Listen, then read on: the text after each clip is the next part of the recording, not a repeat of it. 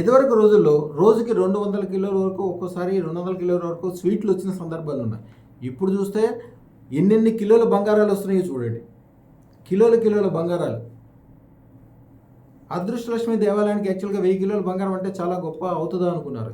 ఇప్పటికే ఆల్రెడీ 2000 మంది కిలోల బంగారం ఇవ్వడానికి రెడీగా ఉన్నారు. అదృష్టలక్ష్మి దేవాలయం ఒక్కసారి స్టార్ట్ అయిన తర్వాత 1000 తరాల పాటు ఈ గొప్పగా ఉంటాయి.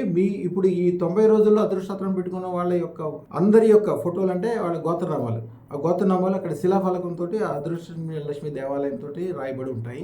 ఎవరైతే లక్ష్మీదేవి యొక్క కటాక్షం ఉంటుందో వారికి ఏ శాపాలు ఉండవు, పాపాలు ఉండవు, ఇబ్బందులు ఉండవు. జనరల్గా అన్ని రకాలైన కష్టాలు, నష్టాలు, ఇబ్బందులు, వ్యాపార నష్టాలు, అనారోగ్యాలు ఎన్నిటికీ కారణము చేతబడి, అలాగే కనుదిష్టి, అలాగే దగ్గర ఉన్న వాళ్ళ వేడుపు. మీకు తెలవకుండా ఎవరైనా రోడ్డు మీద ఎర్రనీళ్ళు కారపోస్తే మీకు కేతు బాగాలేనప్పుడు కరెక్ట్గా దాని మీద ఒక్కసారి వెళ్తే 6 నెలల తర్వాత వెళ్ళినా కూడా మీకు కాలసర్పదోషం అంటుకుంటే అది అంటుకుంటే పోయేది కాదు. కాలసర్పదోషం ఒక్కసారి ఏ విధంగా ఎట్ల నుంచి ఎలా వచ్చి తగులుతో కూడా తెలియదు. జాతకంలోనే ఉంటే తగులుతుంది, అది ఏమీ లేదు.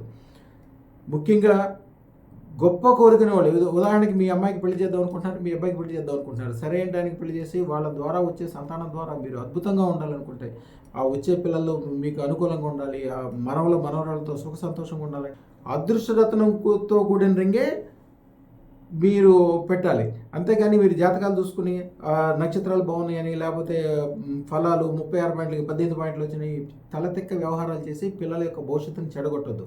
జాతకం చూసే అధికారాలు ఎవరికీ లేదు.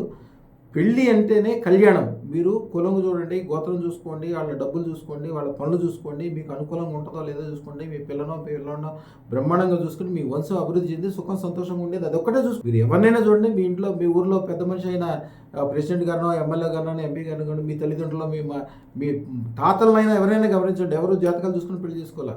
వాళ్ళు ఎవ్వరూ ఎప్పుడు జీవితంలో విడిపోవాలి. ఇప్పుడు జాతకాలు 1కి 10 సార్లు చూసి ఈ కలిసింది కలవలేదు అనుకుంటూ పనికి మాలను తీసుకొచ్చి మంచి వాళ్ళని వదిలేసి పెళ్ళిళ్ళు చేసి మీరు వాళ్ళ జీవితంలో పాటు చేస్తున్నారు. మీరు వాళ్ళకి కలిసి వచ్చే వాళ్ళని మీరు కంటి దృష్టితో చూడండి, మిగిలినంతా అదృష్టతను వదిలేయండి. అదృష్టలక్ష్మి అమ్మవారు ఉంటుందో ఆవిడే, వాళ్ళ పోషణ మొత్తం ఆవిడదే బాధ్యత.